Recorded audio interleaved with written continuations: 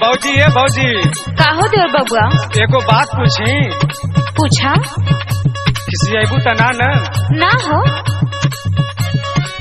भौजी बता दे तनी दिलवा के बतिया, भौजी बता दे तनी दिलवा के बतिया, काका होले सुहाग वाली रतिया। अच्छा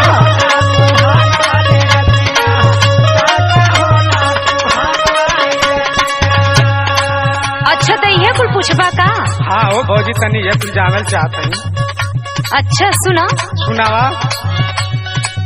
जानी जैबा कुल देवर होई जब सदिया, जानी जैबा कुल देवर होई जब सदिया, कैसे बताई देवर दिलवा के बतिया।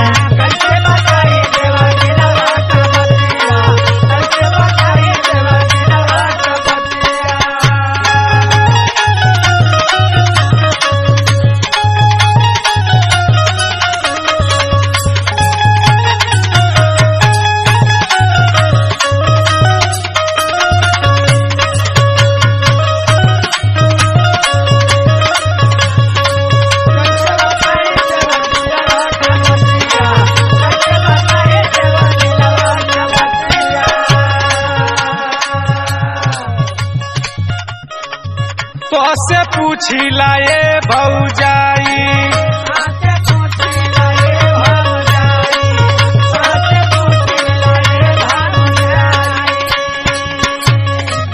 दा बताई का जालू लजाई।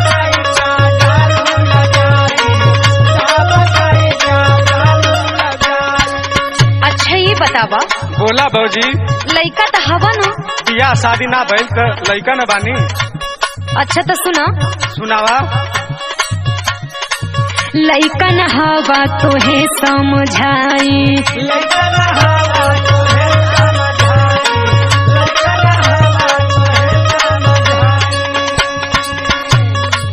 बात माना देवर मोर हई।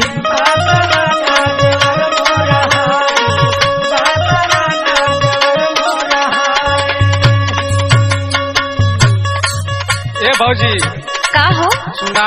सुनावा। हमके बता दे भौजी